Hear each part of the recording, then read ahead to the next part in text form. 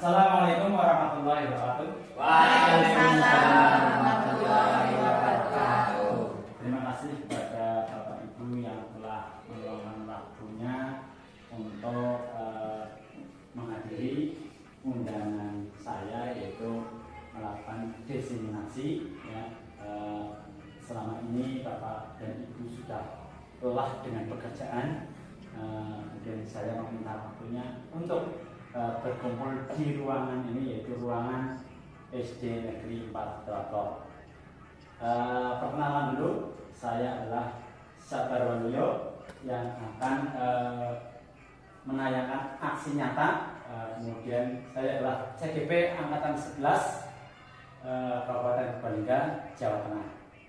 Namun sebelum kita mulai ke materi, untuk merilekkan tubuh kita yang sudah lelah, setengah hari ini kita bekerja, banyak sekali kegiatan, maka kita refreshing dulu ya, kayak gini nanti saya belum.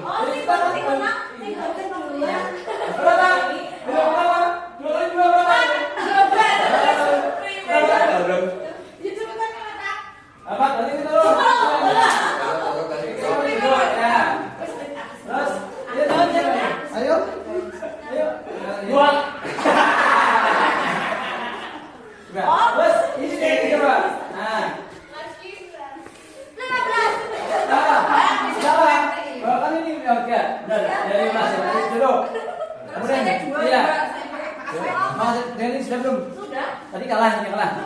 Menang. Kalah. Ya. Salah. Final. Iya.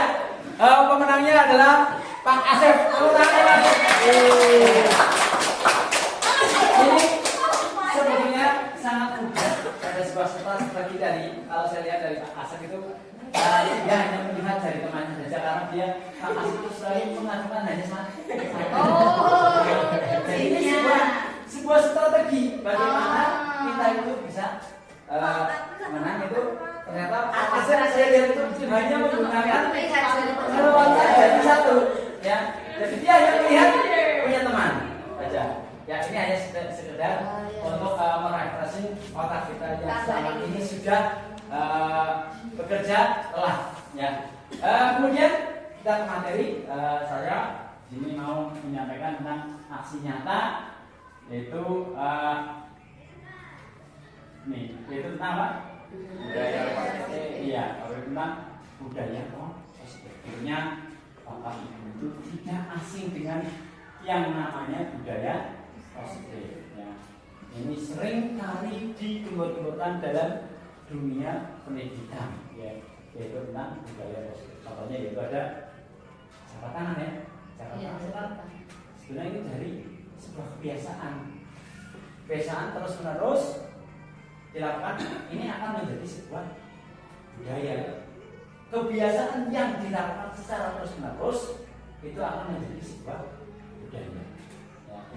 Contohnya ada murid jambatan, jabat tangan, atau kita menyambut murid jambatan. Kalau itu dilakukan secara terus-menerus itu menjadi sebuah budaya. Seperti pembacaan Asmaul Husna, ya. Nah, budaya itu kan disesuaikan dengan di mana kita berada. Ya. Contoh salam itu kan sudah menjadi budaya. Tapi ada di suatu daerah itu assalamualaikum bukan seperti itu, karena disesuaikan dengan budaya masing-masing. Ya. Kemudian budaya positif, yaitu kita akan melihat ada yang pertama yaitu satu apa? Filosofi. Iya.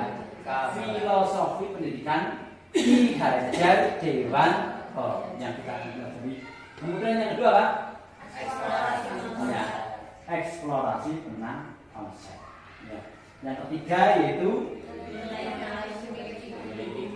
nilai-nilai yang harus dimiliki oleh guru. Kemudian ini yang keempat yaitu apa, Bu? Nilai kebajikan atau kearifan lokal. ini yang nanti kita angkat yaitu tentang nilai kebajikan atau kearifan lokal. Yang kelima yaitu apa? Kebutuhan dasar manusia dan dunia berkualitas. Iya, ini kebutuhan dasar manusia dan dunia berkualitas. Manusia itu kan memiliki kebutuhan dasar, nanti kita akan bahas satu persatu. Kemudian yang keenam yaitu ada 5 posisi kontrol. Nah, mari kita lihat satu persatu. Ya, yaitu tentang filosofi pemikiran Ki Hajar Dewantara. Ini memiliki filosofinya, yaitu apa? Yaitu pendidikan merupakan proses menuntun segala kekuatan kodrat yang ada pada anak agar mereka itu dapat mencapai keselamatan dan kebahagiaan yang setinggi-tingginya, baik sebagai manusia ataupun sebagai anggota masyarakat. Tentunya kita sebagai pendidik, kita itu harus bisa menuntun kodrat yang ada pada anak. Kodrat pada anak itu nanti ada, yaitu kodrat zaman dan kodrat alam yang harus kita tuntun, kita tumbuhkan supaya anak itu bisa tumbuh dan berkembang, bisa selamat, ya, bisa selamat, yaitu bisa sebagai manusia, ya, ataupun sebagai anggota masyarakat, ya. Kemudian ini yaitu anak hidup dan tumbuh sesuai dengan kodratnya, kodrat sendiri. Jadi kita jangan sampai merampas hak anak. Kita hanya boleh menuntun, ya. Ketika kita menjadi seorang pendidik, ya, kita bagaimana potensi yang ada pada anak itu kita tuntun, ya, kita gali, ya. Tapi kita tidak boleh mengambil hak anak. Ya. Kemudian pendidikan itu dapat merawat dan membuka petani. Jadi kita itu hanya bisa merawat, ya, layaknya seorang petani, ya. Kalau kita lihat, kita umpamakan sebagai seorang petani, yaitu kita hanya bisa merawat tumbuhan itu bagaimana bisa tumbuh dengan baik sampai nanti berbuah dengan baik. Tentunya yaitu Pak, karena satu ada yang namanya bibitnya harus lurus, kemudian lahannya juga harus baik, kemudian merawatnya juga harus baik. Begitu juga kita dengan anak, ya. Ketika kita melihat anak, ya, silakan lihat potensinya anak itu apa. Setelah tahu potensinya, bagaimana kita menumbuhkan potensi itu untuk dikeluarkan, untuk dieksplorasikan, ya, sampai dia nanti itu bisa menjadi manusia yang bahagia, yang hidup sebagai manusia dan juga bisa hidup sebagai anggota masyarakat. Yaitu filosofi yang kedua, yaitu pendidik yang berpihak pada anak adalah bebas dari segala ikatan. Ya, itu ketika kita menjadi pendidik, ya, kita bebas dari segala ikatan dengan suci hati mendekati sang anak, bukan untuk meminta hak anak, melainkan untuk berhamba pada sang anak. Jelas dengan filosofinya Ki Hajar Dewantara, yaitu kita menjunjung tinggi anak. Bahkan dikatakan kita berhamba kepada anak, supaya kita tidak merampas hak-hak anak, ya, ya. Sehingga anak itu nanti bisa berkembang dan tumbuh dengan baik. Ada sebuah yaitu tentang trilogi pendidikan, itu ing ngarso, terus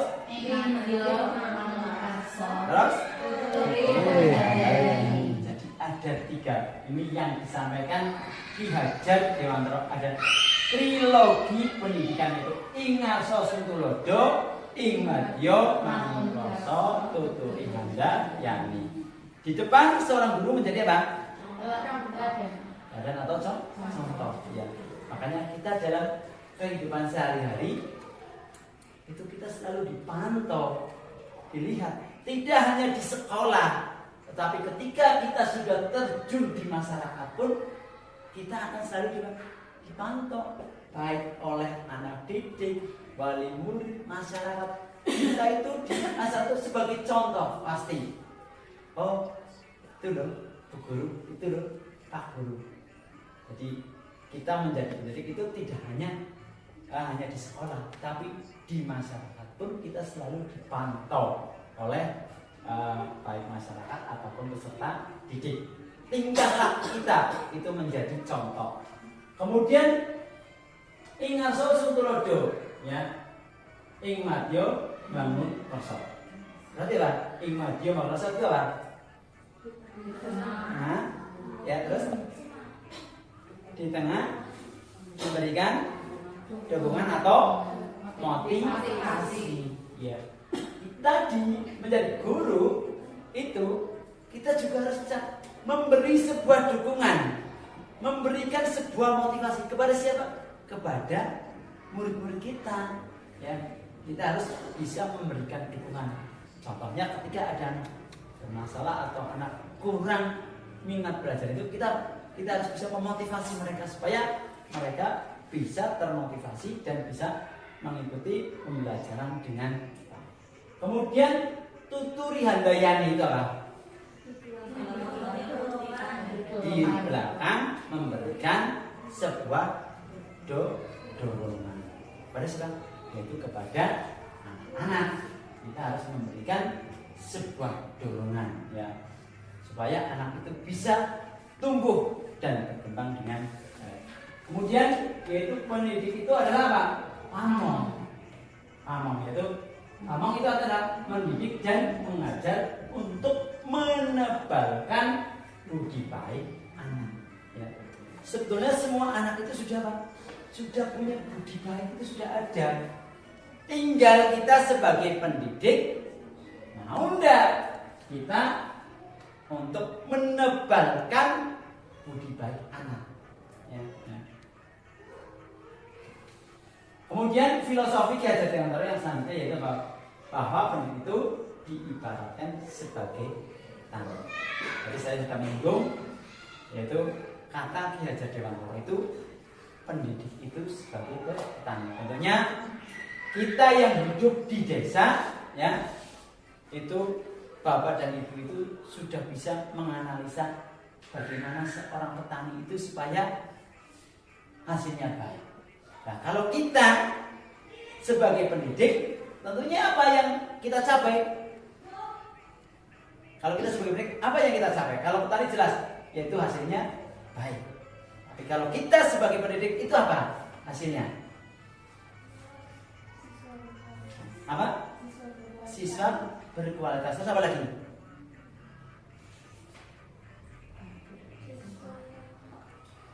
Siswa yang berkualitas. Kalau gitu adalah berarti kan ada sebuah motivasi. Oh, saya ketika menunjukkan itu bocah berprestasi. Apa? Iya, memiliki budi pekerti.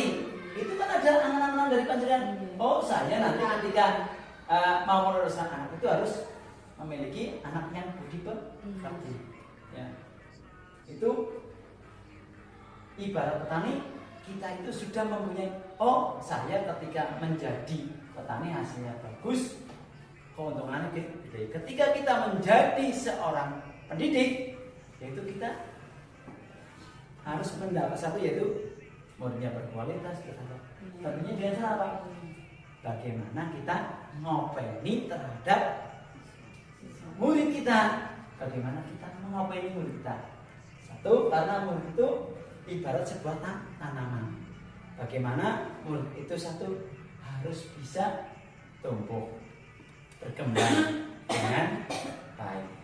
Yaitu kita harus melakukan pelayanan yang terbaik untuk peserta didik atau murid, sehingga nanti bisa mencapai apa yang panjenengan itu harapkan.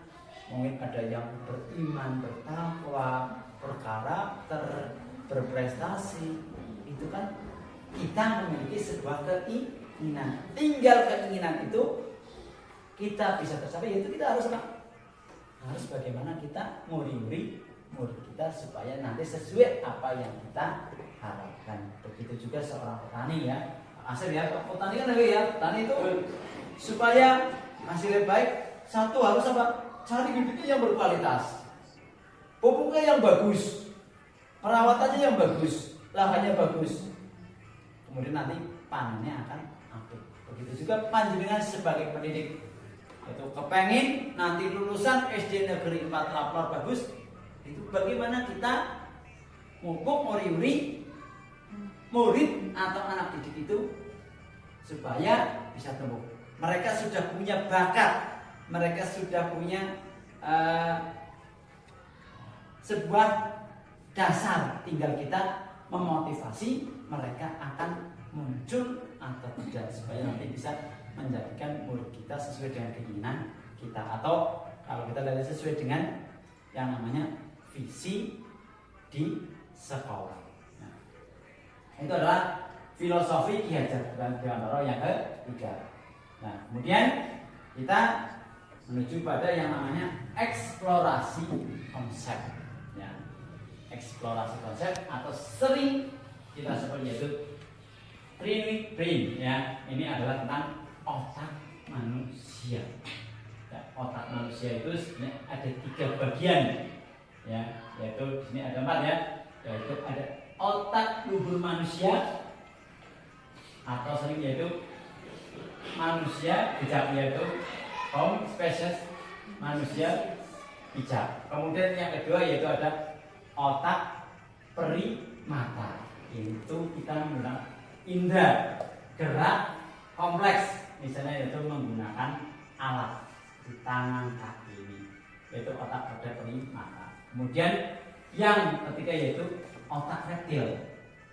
Otak reptil yaitu untuk bertahan hidup, yaitu contohnya yaitu ini ada pada batang otak. Kemudian yang ketiga, yang keempat yaitu otak mamalia, yaitu untuk bagaimana mengendalikan sebuah emosi atau sistem limbat. Ya, kita lihat. Nah, ini ada sebuah terang. Mana tadi yaitu otak luhur manusia. Apa sih otak luhur manusia? Yaitu apa? Otak yang mengelola berpikir logis, rasional, terstruktur, kemudian kemampuan berbahasa, perencanaan. Ini adalah kita sebagai pendidik, kita menggunakan otak ini ya, biar kita bagaimana kita bersikap baik terhadap anak. Kemudian yang kedua yaitu otak primata. Di mana otak primata adalah apa? Otak gerak kompleks, rekayasa penggunaan alat, yaitu seperti tangan, kaki, ya. Kemudian yang ketiga yaitu otak reptil. Di mana otak reptil adalah apa?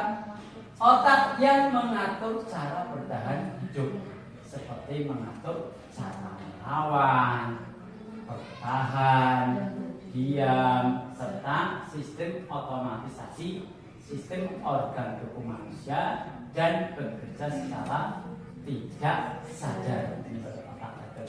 Kemudian yang keempat yaitu otak mamalia, ya, di mana otak mamalia adalah otak yang mengatur emosi. Contohnya yaitu takut, ya. Kita manusia pun ada rasa takut, emosi, ada rasa sedih, ada marah, ada senang, ada terkejut atau kaget, ya. Kemudian pengaturan hormon, kemudian kekebalan tubuh dan lain-lain. Nah, kita menggunakan otak ini, tapi ini pun kita adalah sebagai penyeimbang terhadap kita, sehingga kita bisa hidup sehat. Ya, biarlah otak-otak ini juga untuk bekerja, ya, sesuai dengan kerjanya masing-masing. Tentang eksplorasi konsep. Kemudian yaitu kita adalah sebagai pendidik atau guru.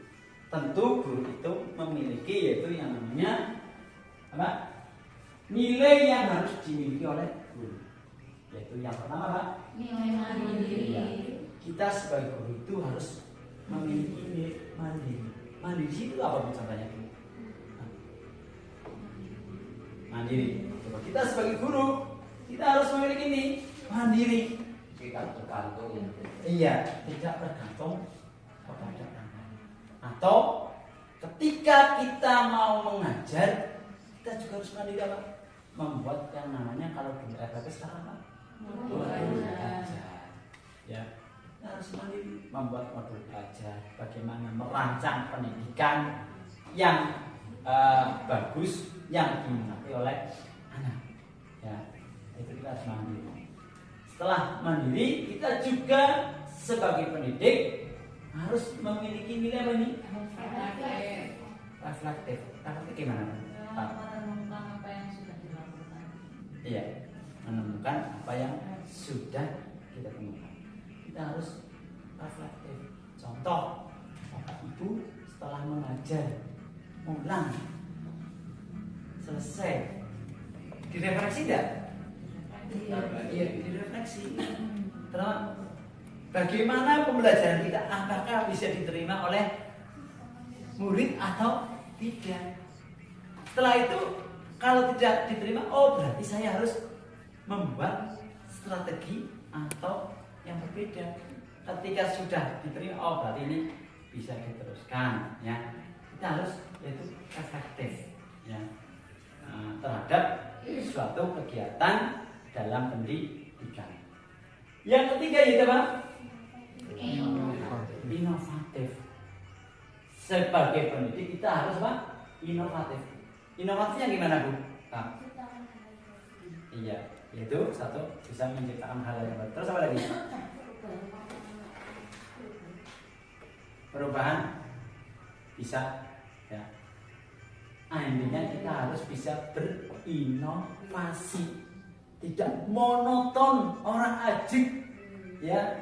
Ini biasanya kan ada yang dalam pola pikir manusia yang namanya wong pendidikan yang mengulang ya kayak itu kan namanya ajik, monoton. Tetapi kita di era sekarang itu sebagai guru harus apa? Inovatif. Kita harus mengikuti perkembangan zaman.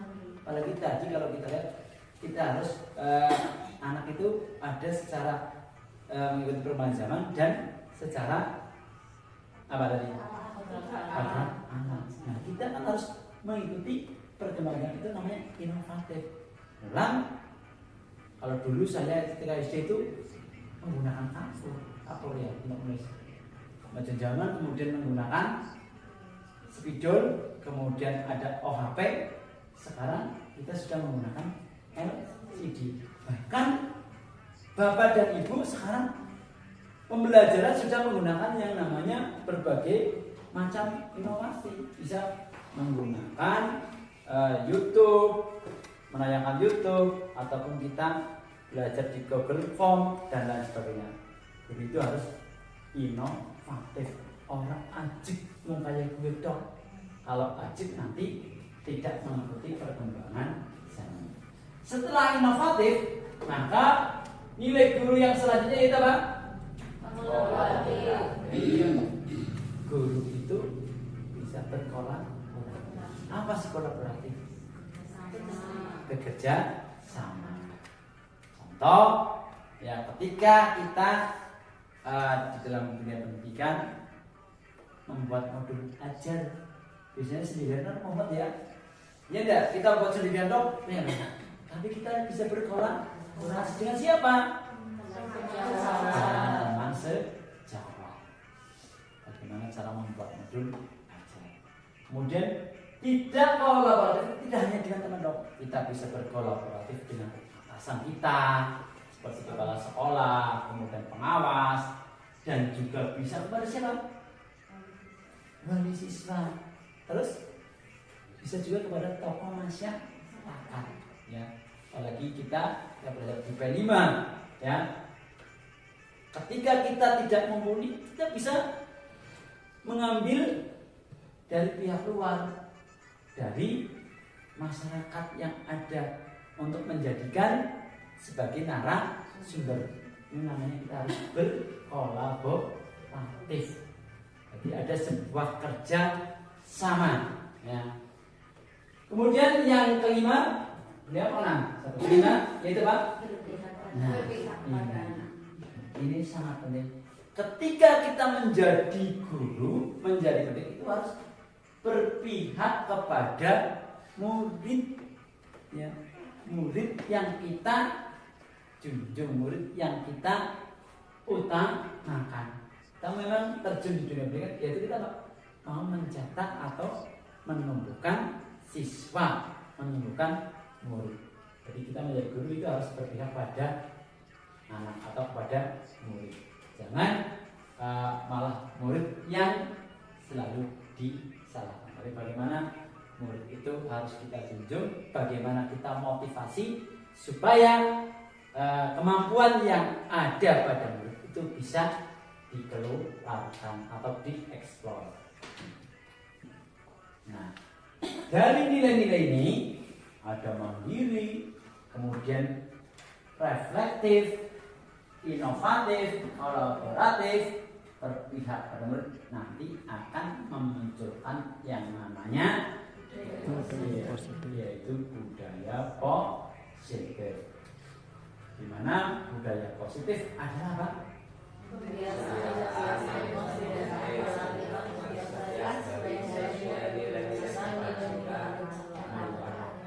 Jadi budaya positif itu adalah pembiasaan ya, positif yang dilakukan setiap hari sesuai dengan nilai-nilai kebajikan atau kearifan lokal.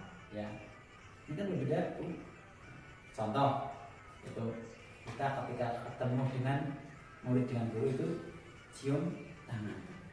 Ya, kalau dulu ketika saya sekolah enggak. Tapi sekarang ini sudah menjadi pembiasaan itu menjadi budaya. Kalau ketemu gurunya anggar cium tangan lain arahkan, karena itu menjadi sebuah budaya sudah menjadi, yaitu dengan kearifan lokal. Contoh lagi yaitu kita bagi pada contoh seperti di pendidikan agama yaitu tiap pagi membacakan Asmaul Husna. Ya. Itu kan pembiasaan, tiap hari kebiasaan. Nah, ketika itu sudah menjadi kebiasaan, maka itu menjadi budaya positif. Ketika itu sedangkan budaya positif itu nanti yaitu ada apa, Bu?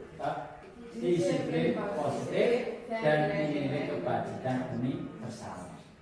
Kemudian yang kedua yaitu ada teori motivasi, hukuman dan penghargaan, restitusi, keyakinan kelas. Kemudian ada kebutuhan dasar manusia dan dunia berkualitas. Kemudian ada restitusi, ada 5 posisi kontrol. Kemudian yang keenam ada restitusi, yaitu segitiga restitusi. Ini tentang budaya positifnya. Yang pertama yaitu ada ini apa tentang disiplin positif dan nilai-nilai kebajikan universal. Ya, ini yang kita angkat yaitu tentang disiplin positif, ya, yaitu disiplin yang sesuai dengan nilai kebajikan universal. Kemudian nih, disiplin positif dan nilai kebajikan universal adalah ada 3 teori, ya, ada 3 teori motivasi perilaku manusia. Apa sih? Marilah kita merenungkan. Mari kita tanyakan ke diri kita sendiri, bagaimanakah kita berperilaku? Perilaku kita itu seperti apa? Ya, apa mencerminkan tentang budaya positif. Kemudian yang kedua, mengapa kita melakukan segala sesuatu?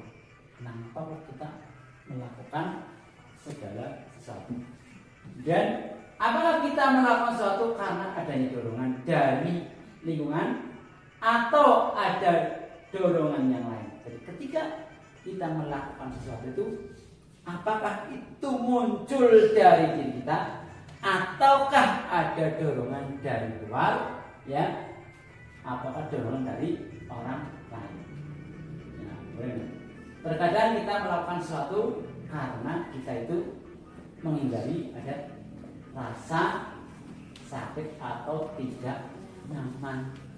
Karena apa? Tidak dengan aturan. Ya, ini kita melakukan, nanti kita akan bahas, yaitu kita tidak merasa nyaman.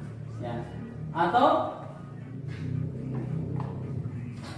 terkadang kita juga melakukan sesuatu untuk mendapatkan apa yang kita mau. Yang tahu panjenengan, kita melakukan segala sesuatu itu pasti ada ya, atau harapan atau yang lain, itu yang ada, yang tahu adalah diri panjenengan sendiri. Kemudian, pernahkah Anda melakukan sesuatu untuk mendapatkan senyuman atau pujian dari orang lain? Nah, ketika kita melakukan sesuatu itu tujuannya apa sih? Apakah kita kepengen di alam atau pujian atau yang lainnya? Yang tahu juga diri panjenengan sendiri. Ya. Kemudian untuk mendapatkan hadiah. Nah ini, apakah kita melakukan mau aku oleh hadiah? Itu juga salah satu yang tahu diri kita masing-masing. Atau untuk mendapatkan uang, itu juga yang tahu kita. Ya. Apakah pengen duit, apakah tulus dan lain sebagainya. Dan apa lagi kira-kira alasan orang melakukan sesuatu? Ya, jadi orang melakukan sesuatu itu adalah yang tahu adalah pada diri kita sendiri. Tujuannya itu apa kita melakukan? Ya, ini tentang disiplin positif dan nilai kewajiban. Ya, jadi ini sebuah gambaran kita merefleksi supaya kita melakukan sesuatu itu karena apa? Yang tahu ya kita sendiri. Ya. Kemudian yang kedua yaitu ada pendekatan mendidik anak untuk melakukan kontrol diri dan pembentukan kepercayaan diri. Nah, disiplin positif itu pendekatan mendidik anak untuk melakukan kontrol diri dan pembentukan kepercayaan diri. Tujuannya dari disiplin positif adalah yaitu apa? Menanamkan yang ketiga pada murid-murid kita, yaitu untuk menjadi orang yang mereka inginkan dan menghargai diri sendiri dengan nilai yang mereka percaya. Tujuan kita di situ yaitu menanamkan motivasi ya, yang ketika pada murid-murid kita, yaitu untuk menjadi orang yang mereka inginkan dan menghargai dirinya sendiri dengan nilai-nilai yang mereka percaya. Jadi disiplin itu tujuannya itu bagaimana kita menanamkan motivasi pada diri anak ya, yaitu untuk menjadi orang yang mereka inginkan, yaitu menghargai dirinya sendiri ya, tetapi dengan nilai-nilai yang mereka yaitu kita percaya ya. Ketika murid-murid kita memiliki motivasi tersebut, mereka telah memiliki motivasi intrinsik, yaitu motivasi yang berdampak dalam jangka panjang ya. Jadi ketika anak itu melakukan bukan karena sebuah paksaan, sebuah aturan, tetapi mereka ada pada diri sendiri, yaitu nanti ini yang kita inginkan karena ada motivasi diri sendiri. Contoh, kita sering berkendaraan ya, Bapak Ibu ketika berkendaraan menggunakan helm ya, tujuannya apa menggunakan helm? Supaya aman, itu kan. Terus yang lain lagi? Nah, tidak menaati aturan, tidak ditilang. Nah, itu kan yang tahu panjenengan. Saya menggunakan helm itu apa? Kalau itu, aku supaya aman. Tadi itu sudah muncul pada diri panjenengan tentang, oh ini untuk keamanan loh, bukan takut karena sebuah Aturan. Atau ketika kita berkendaraan, tiba-tiba di Bogocari Club ada lampu merah. Bagaimana Pak? Jalan terus atau berhenti? Berhenti. Kenapa berhenti? Untuk biar selamat. Nah, kalau panjang yang mandiri biar selamat, itu berarti sudah ada unsur insting yang muncul. Tapi ketika mongko laju kewenangan aparat ditilang, itu berarti bukan muncul dari jiwa diri, tapi karena sebuah aturan. Nah, yang diharapkan yaitu yang diharapkan yaitu ada kesadaran diri daripada anak. Ya, yang kita harapkan yaitu ada kesadaran. Kalau ini itu gunanya untuk jangka panjang, ya, jangka panjang. Motivasi yang tidak akan terpengaruh pada adanya hukuman atau hadiah. Itu kenapa? Ada orang karena bukan hukuman atau melakukan sesuatu itu bukan karena hukuman atau untuk mencari hadiah, tetapi apa? Sudah sadar tentang muncul tentang yaitu kesadaran pada diri sendiri. Ya. Mereka akan tetap berperilaku baik dan berlandaskan pada nilai-nilai kebajikan karena mereka ingin menjadi orang yang menjunjung tinggi nilai-nilai yang mereka hargai atau mencapai suatu tujuan mulia. Ada sebuah tujuan yang mulia. Dan terhadap murid, bagaimana kita supaya murid itu sadar tahu itu merupakan bukan karena kita membuat aturan sehingga anak untuk ikut itu. Kalau kita membuat aturan karena aturan, bukan karena muncul dari dirinya anak. Bagaimana kita bisa memotivasi anak supaya tumbuh dari dirinya sendiri, yaitu tentang nilai-nilai kebajikan. Kemudian nilai kebajikan universal yaitu apa? Makna disiplin positif yang dikemukakan oleh Ki Hajar Dewantara maupun Dian Johnson, di mana kedua pakar. Ya. Kemudian pendidikan mengartikan disiplin sebagai bentuk kontrol diri, yaitu belajar untuk mengontrol diri agar dapat mencapai tujuan mulia. Tujuan mulia ini di sini mengacu pada nilai-nilai atau prinsip-prinsip mulia yang dianut seseorang. Kita namakan nilai-nilai tersebut sebagai nilai-nilai kebajikan atau virtues yang universal. Ya. Ini tentang nilai kebajikan universal. Kemudian nilai kebajikan universal yaitu ada nilai-nilai kebajikan universal adalah apa ini? Nilai yang disepakati bersama, lepas dari suku, bangsa, agama, bahasa maupun latar belakang. Nilai-nilai kebajikan pada institusi atau organisasi dapat berbeda-beda, tetapi semua memiliki tujuan mulia. Jadi yaitu nilai-nilai kebajikan adalah nilai yang disepakati secara bersama, ya, dalam sebuah organisasi atau institusi. Semuanya itu memiliki tujuan yang mulia. Makanya ini pun nilai antara satu daerah dengan daerah yang berbeda. Ketika kita di sekolah, mungkin aturannya juga berbeda-beda. Ya, nilai kebajikan. Atau mungkin kita yang mengajar di kelas 1 dengan kelas 6 itu juga nanti akan memiliki nilai kebajikan yang berbeda-beda. Disesuaikan, disepakatinya di anggota itu.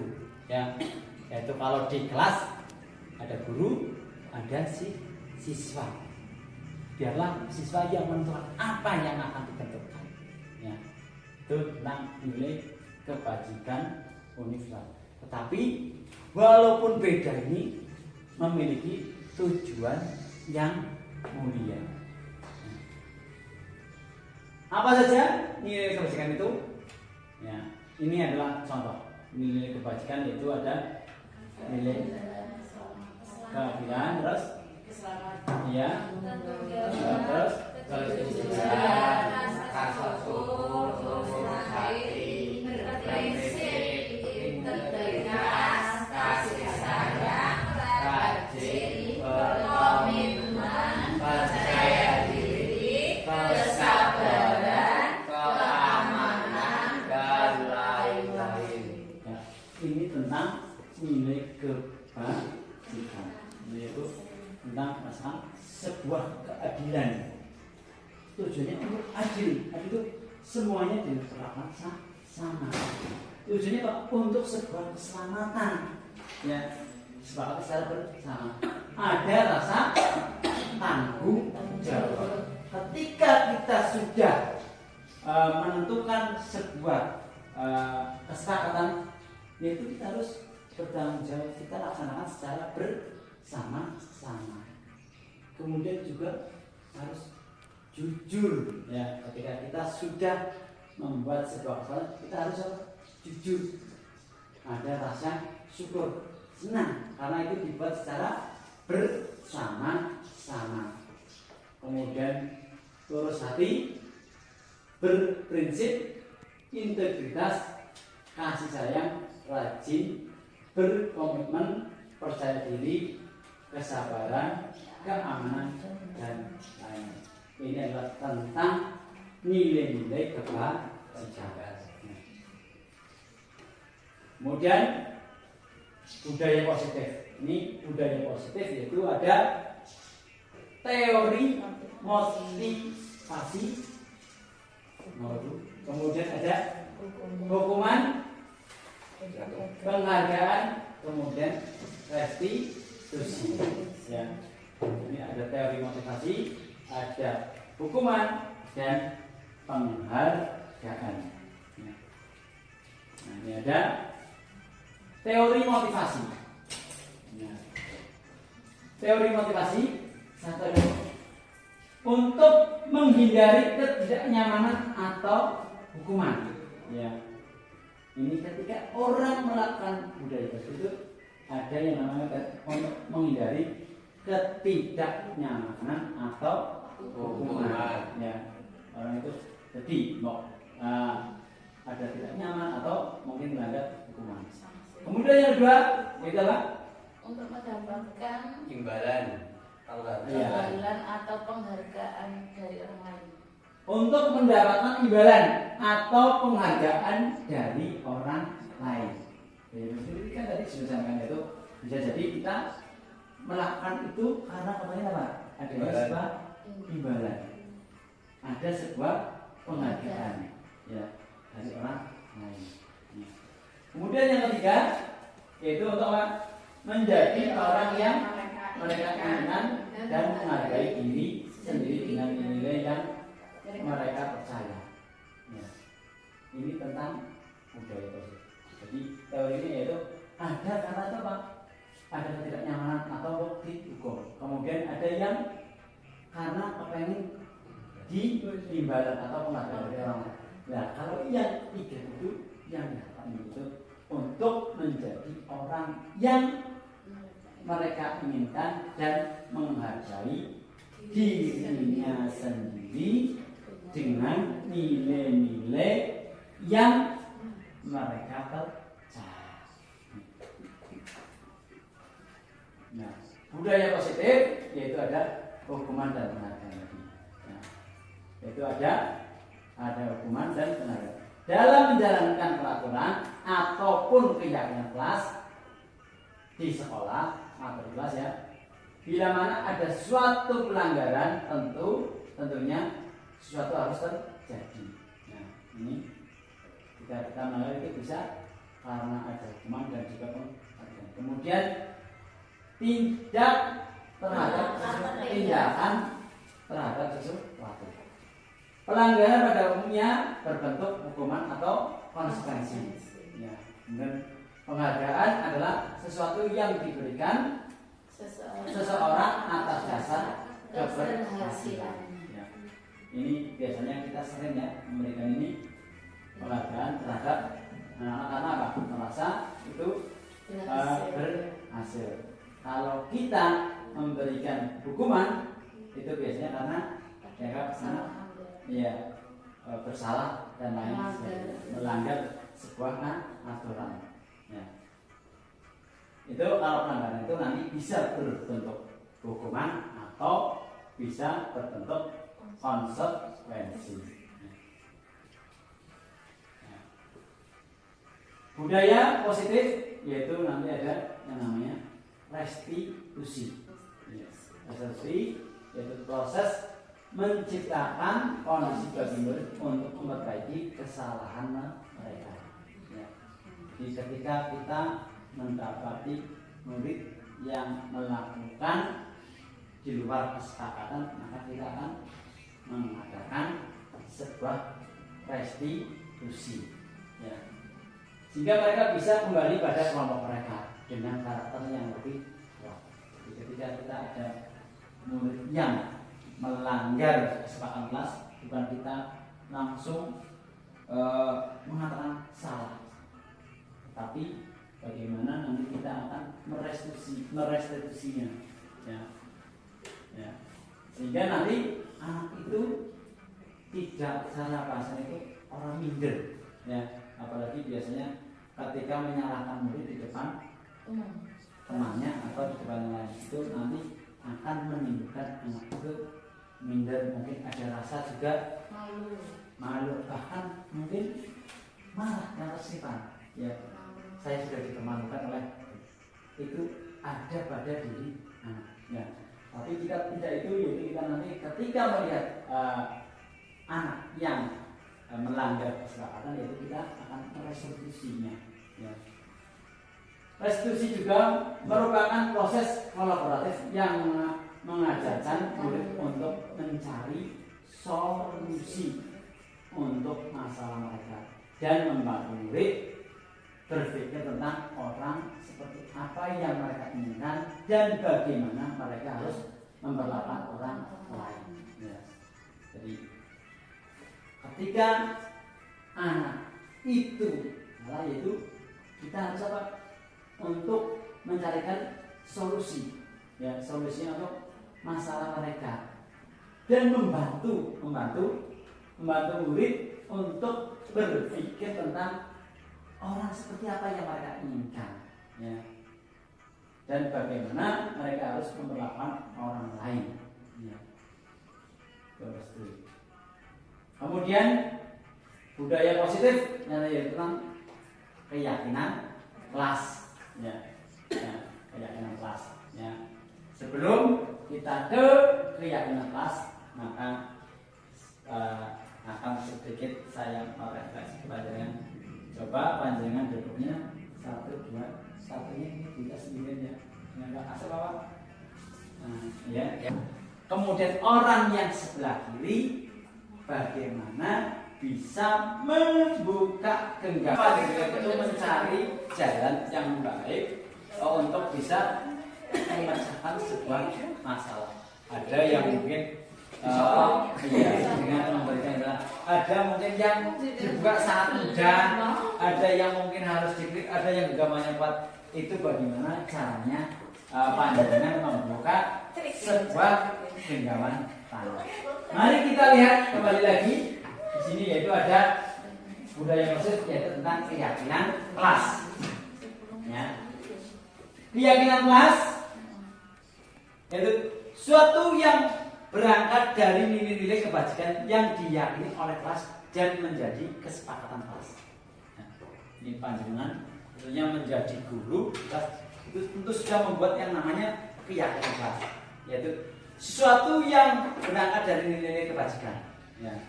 Tentunya ketika kita membuat peraturan itu memiliki nilai-nilai kebajikan yang diyakini oleh kelas, itu adalah menjadi kesepakatan karena itu nilainya bagus. Yang kedua yaitu dibuat bersama antara guru dengan murid dan dijadikan kesepakatan kelas yang akan dijalani. Ya, ini Bapak Ibu, apakah ketika membuat kesepakatan kelas itu panjenengan benar-benar melibatkan anak? Iya. Ya. Tidak ada yang membuat kesepakatan kelas itu membeli, ada tidak? Tidak ada. Bagus. Ya, karena kesepakatan kelas ini ternyata ada yang dijual belikan. Ya. Padahal tujuannya adalah kesepakatan kelas, berarti kita membuat dalam suatu kelas.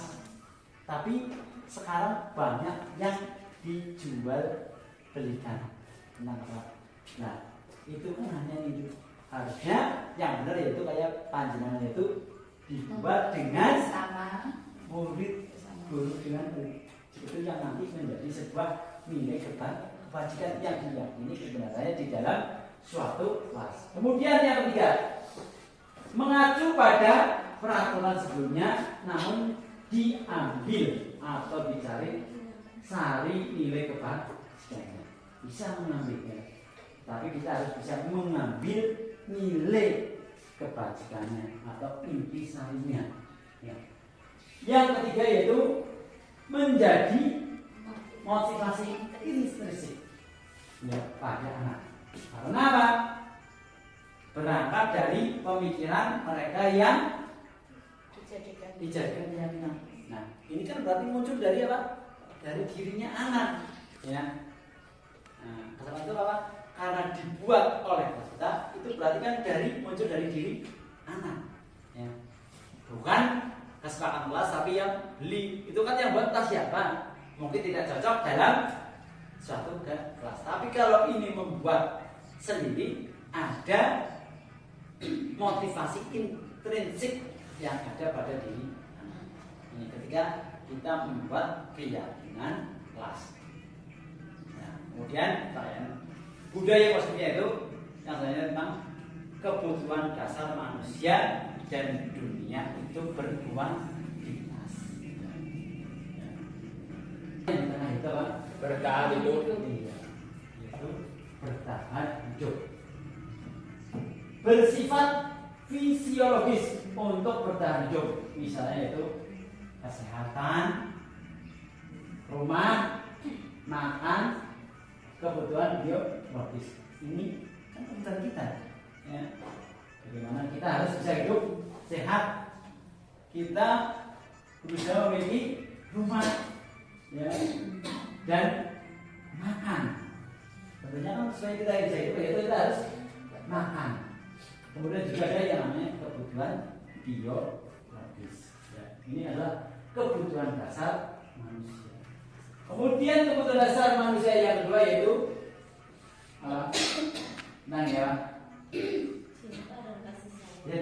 cinta dan kasih sayang. Cinta dan kasih sayang. Ya. Kebutuhan dasar manusia yang kedua yaitu tentang cinta dan kasih sayang. Di mana kebutuhan psikologis, kebutuhan untuk disayangi dan diterima meliputi kebutuhan akan hubungan dan koneksi sosial. Ya. Kebutuhan untuk memberi dan menerima kasih sayang dan kebutuhan untuk merasa menjadi bagian dari suatu kelompok. Kebutuhan ini juga meliputi keinginan untuk tetap berhubungan dengan orang lain seperti teman, keluarga, ya, pasangan hidup, teman bekerja, kemudian binatang peliharaan, kelompok di mana kita tergabungnya. Kasih sayang, senang, ya,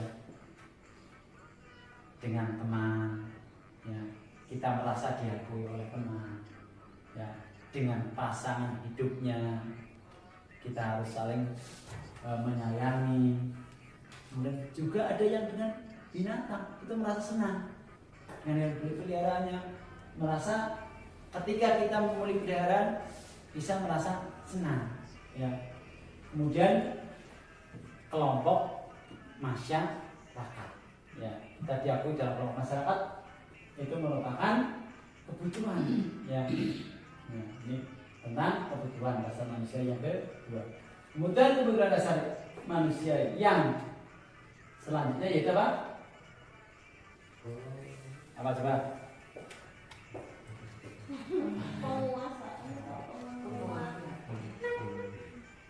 Ya Pak, coba. Penguasaan. Iya, tentang penguasaan. Nggak jelas ya? Selesainya. Penguasaan, ya. Yaitu kebutuhan dasar manusia yang tentang penguasaan. Di mana berhubungan dengan kekuatan untuk mencapai sesuatu menjadi kompeten, menjadi terampil, diakui atas prestasi dan keterampilan kita. Ya. Didengarkan dan memiliki rasa harga diri. Kebutuhan ini meliputi keinginan untuk dianggap berharga, bisa membuat perbedaan, bisa membuat pencapaian kompeten, diakui, dihormati. Ini meliputi self esteem dan keinginan untuk meningkatkan pengaruhnya. Ini tentang penguasaan. Orang pasti kepengen menguasai. Contoh lah, kita belajar supaya kita bisa menguasai ilmu di pendidikan. Ya, kompeten dalam suatu bidang, terampil, ya, nantinya akan diakui, kemudian berprestasi. Itu namanya kan penguasaan. Kita berprestasi berarti penguasaan. Kemudian kebutuhan dasar manusia yang keempat yaitu apa ini? Kebahagiaan. Ya. Kebahagiaan. Kebutuhan dasar yang kebebasan. Ya. Ya, yaitu tentang kebebasan. Ya, kebutuhan dasar manusia yaitu tentang kebebasan. Di mana kebutuhan akan kebebasan adalah kebutuhan akan kemandirian, otonomi, memiliki pilihan dan mampu mengendalikan arah hidup seseorang. Anak-anak dengan kebutuhan kebebasan yang tinggi menginginkan pilihan. Mereka perlu banyak bergerak, suka mencoba-coba, tidak terlalu terpengaruh oleh orang lain dan senang mencoba hal baru dan menarik. Ini kebebasan. Ya. Jadi anak pun memiliki yaitu kebutuhan tentang kebebasan, yaitu untuk mencoba. Jadi tidak sepaneng, tidak hanya satu, tapi bisa mencoba hal-hal yang baru. Ya. Begitu kan kita juga kepengen merasa kebebasan, ya. Nah, yaitu untuk apa? Mencoba hal yang baru. Kemudian kebutuhan manusia yang kelima yaitu tentang kesenangan, ya. Dimana kebutuhan akan kesenangan yaitu kebutuhan untuk mencari kesenangan seperti bermain dan tertawa, ya. Atau bisa berrekreasi, ya. Belajar menghubungkan kebutuhan akan kesenangan dengan belajar. Anak-anak dengan kebutuhan dasar kesenangan yang tinggi biasanya ingin menikmati apa yang dilakukan. Mereka juga bisa berkonsentrasi tinggi saat mengerjakan hasil yang disenangi. Mereka suka permainan dan suka mengoleksi barang, suka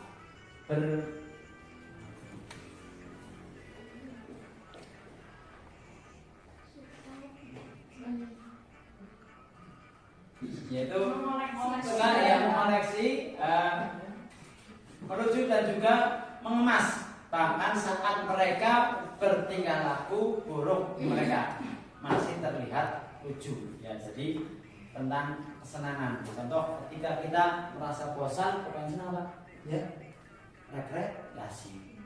Kemudian kita bisa juga bermain, bergurau dengan teman. Ya, ini adalah kebutuhan dasar manusia, yaitu ada 5. Yang pertama apa, Ibu? Ya, bertahan hidup. Kemudian yang keduanya cinta kasih sayang. Yang ketiganya Yang ketiga, yang keempatnya kebebasan. Yang kelimanya kesenangan. Ini jawaban panjenengan nanti betul enggak tentang kebutuhan ini yang ada pada diri manusia.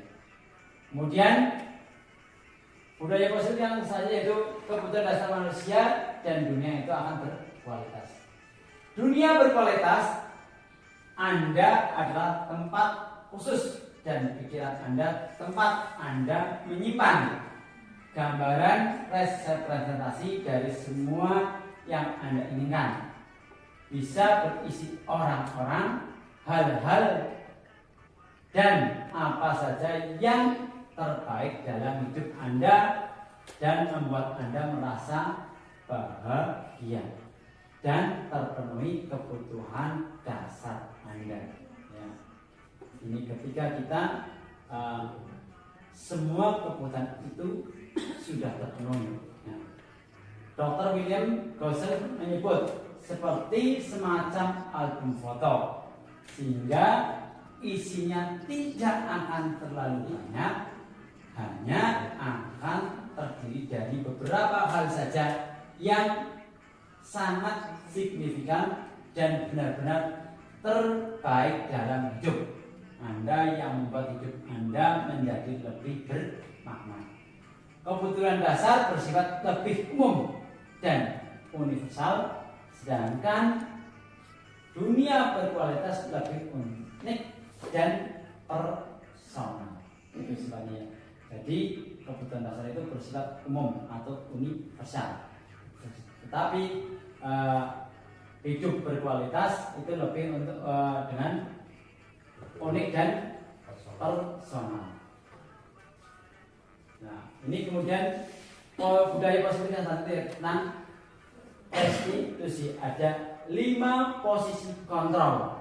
Yaitu ada yang pertama penghukum, yang kedua membuat merasa bersalah, yang ketiga teman, yang keempat pemantau, yang kelima yaitu manajer. Ya, manajer.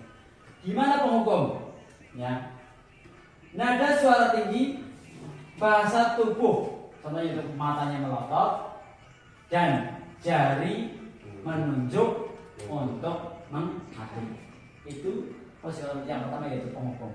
Makanya ketika kita merasa terluka, biasanya matanya melotot kemudian menunjuk kepada anak. Ini posisi yang kontrol yang pertama yaitu penghukum. Kemudian posisi kontrol yang kedua yaitu membuat merasa bersalah. Nah, ini kita sebagai pendidik itu nadanya suaranya biasanya memelas, halus, sedih, bahasa tubuh merapat pada anak dan lesu. Ini kita ketika membuat rasa bersalah pada anak. Kemudian posisi kontrol yang ketiga yaitu sebagai teman, di mana ketika kita dengan siswa merasa sebagai teman itu nada suaranya ramah, akrab, kemudian bercanda, bahasa tubuhnya merapat pada murid, mata dan senyum jenaka. Mata dan senyum itu artinya jenaka, itu artinya senang. Ini ketika posisi kontrol pada sebagai teman. Sedangkan posisi kontrol yang keempat yaitu sebagai apa? Pemantau. Memantau yaitu dengan nada suaranya datar, bahasa tubuh yang formal. Itu kita ketika sebagai pemantau. Yang kelima yaitu sebagai apa? Manajer. Ya. Ketika kita sebagai manajer yaitu apa? Nadanya harus apa? Suaranya tulus, bahasa tubuhnya tidak kaku mendekat ke murid. Nah, ini 5 posisi kontrol. Ya, kita mau melakukan ini apa ini? Ya. Kalau kelima ini kira-kira mana yang kita lakukan terhadap untuk sebagai posisi kontrol yang yaitu kita harapkan sebagai manajer. Ketika kita menyelesaikan anak itu dengan nada suara tulus, bahasa tubuhnya tidak kaku kepada murid. ini tentang 5 posisi kontrol. Nah, itu gunanya yaitu untuk ini. Gunanya yaitu untuk merestitusi, yaitu ya dengan 3 tadi 5 hal itu tujuannya yaitu untuk ketika kita menghadapi anak restitusi. Itu ada 3. Pertama yaitu apa? Menstabilkan identitas, kemudian validasi tindakan yang salah, kemudian yang ketiga yaitu menanyakan tentang keyakinan seperti apa. Contoh ini bukan ya karena tadi di ya, yaitu dengan menstabilkan. Contohnya setiap orang pasti pernah melakukan kesalahan. Ketika kita menstabilkan anak, kamu bukan satu-satunya yang pernah melakukan atau melakukan kesalahan ini. Ini ketika kita menstabilkan terhadap anak. Setelah kita menstabilkan, kemudian kita memvalidasi tindakan yang salah. Yaitu contohnya, kamu tentu punya alasan mengapa melakukan hal itu. Ya, ketika anak melakukan salah itu tentunya kan ada alasannya. Kita gali alasannya seperti apa. Kemudian setelah kita gali, tahu permasalahannya, kemudian adakah cara yang lebih efektif untuk mendapatkan apa yang kamu butuhkan. Jadi kita anak juga berusaha untuk mencarikan kesalahan itu, kemudian mencarikan solusi. Kemudian setelah memvalidasi tindakan, maka yang ketiga yaitu menanyakan keyakinan, ya, yaitu keyakinan. Contoh yaitu nilai-nilai apa yang telah kita sepakati. Ya, yang anak melakukan itu di kelas masing-masing kan punya keyakinan. Kita lihat dengan keyakinan yang ada di kelas. Sehingga dengan keyakinan yang sudah disepakati di sebuah kelas. Ya. Atau mungkin kamu ingin menjadi orang yang seperti apa? Ya, ketika sudah tahu kesalahan itu melanggar sebuah kesepakatan, kepengennya apa? Solusinya apa? Itu juga yang mencari solusi apa? Anaknya. Kita itu hanya menggali memotivasi anak supaya bisa mencarikan, bukan mencarikan solusi, tapi menggali anak untuk mencari solusi sendiri. Kita hanya mendampingi, bukan guru yang mencarikan solusi. Kamu harus ini, tapi tidak. Tapi bagaimana murid itu nanti akan menemukan solusi dengan cara kita merestitusi, ya, tentang budaya positif, yaitu tentang restitusi. Kemudian selanjutnya adalah bisa dibaca lagi. Masak ketupat bentuknya kotak. Cakep. Ketupat dicampur hati dan tahu. Selamat tergerak dan bergerak supaya sekolah semakin maju.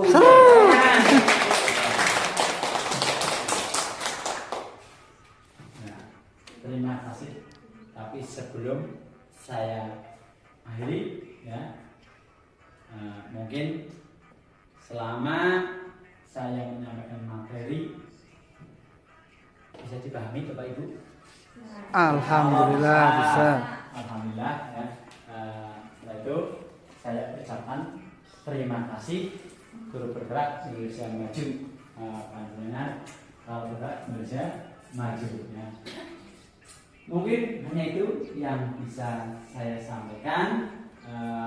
Saya juga ada sebuah pantun kalian sudah ada, yaitu Cendrawasih Guru Irian.